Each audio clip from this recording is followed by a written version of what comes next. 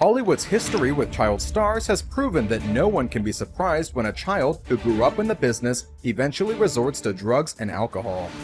But what makes Downey's case both fascinating and tragic is that he already had an intense history of substance abuse before he even tried his hand at acting.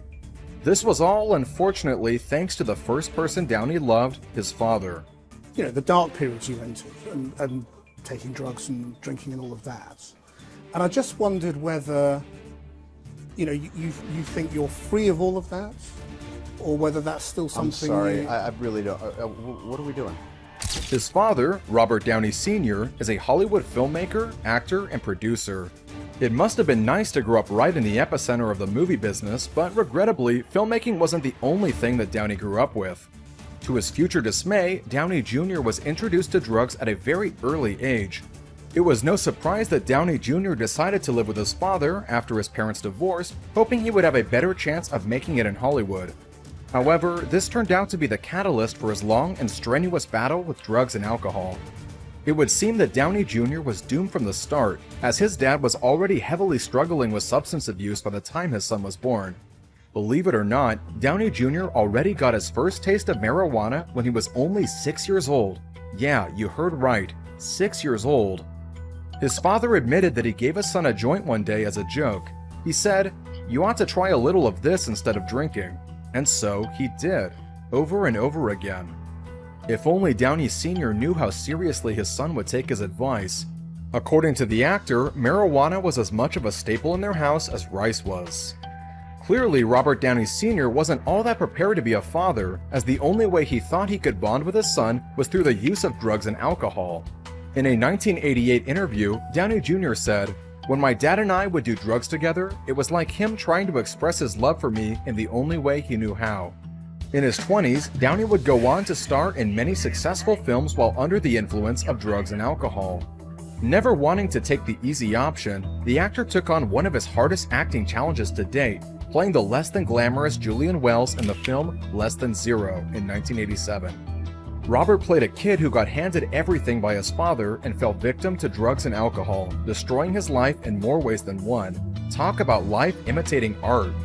Tragically, no one realized the severity of the role and how close to home it would hit the actor. His addiction deepened every day in preparation for the film. The director of the film told Robert and his co-star, Andrew McCarthy, to go out and get into some trouble in order to have a better understanding of their characters. In fact, he wanted Downey to get into so much trouble that McCarthy would have to save him by imitating what happens in the movie. True to form, Downey got incredibly drunk and was arrested for public indecency, and so he became an exaggeration of his character in real life. Robert quickly became known as one of Hollywood's most well-functioning addicts. However, spectators predicted that sooner or later it would have to unravel, and so it did. But not before Downey was cast in the role of his dreams, which turned out to be a love that would save him, but only for a short time.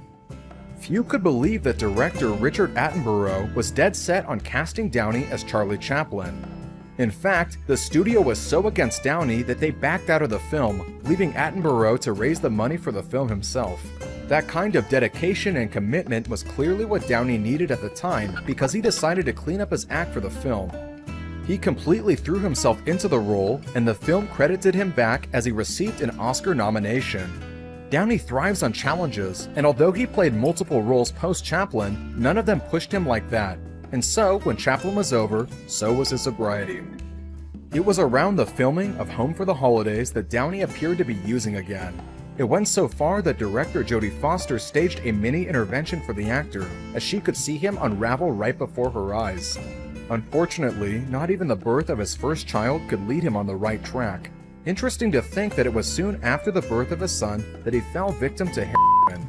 Although he never gave any substances to his son, it's probably safe to say that Downey had no idea on how to have a functioning relationship with his kid. And so, he resorted to the only thing he knew. Things got really bad when he started smoking heroin and freebasing cocaine. In 1996, he was arrested 3 times in 1 month. Each charge was more bizarre than the previous one. Charges included possession and use of drugs, possession of an unloaded handgun, and the most infamous arrest was when he was found lying unconscious in the bed of his neighbor's daughter after breaking into their house. After a court case, Robert was forced to attend a locked-in clinic with a 3-year probation, along with the warning that if he were to be arrested again, he would be going to prison. And it was just a year later that Downey relapsed and found himself back in court with a judge who had run out of patience. Downey was incarcerated for 6 months. In an incredible fall from grace, Robert Downey Jr. went from an Oscar-nominated actor to inmate 50522 in under 5 years.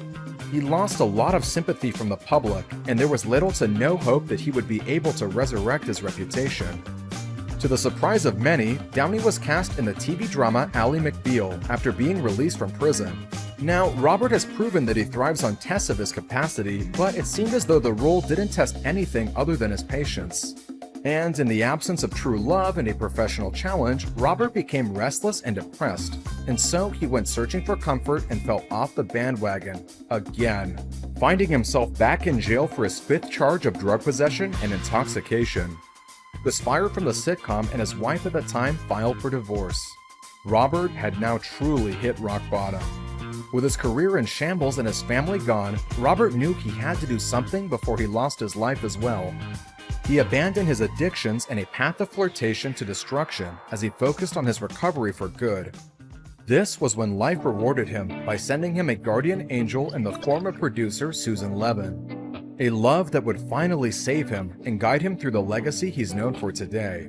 Although Levin was interested in Downey, she had a career of her own and refused to allow him to derail her dreams. So, instead of giving him chance after chance, she gave him an ultimatum: lose the drugs or lose me. She didn't want to take care of him like everyone else. Instead, she treated him like an adult and called him out on his demons. It's not that she doesn't give me validation, it's that she does not do what everyone else has always done, which is thought. I need to be taken care of, I need to be validated, I need to be compensated for, I need to this and that. She doesn't treat you like a child. Correct. From that moment on, his relationship with her overtook his relationship with drugs and alcohol. To this day, Robert credits Susan and her love for him for his recovery, and as true partners, they kept on rising higher and higher together. And somehow, Downey was given another miracle, as it seemed as though the public was still rooting for him after all this time. People wanted him to succeed, not just for Downey's own good, but as a victory for the human spirit.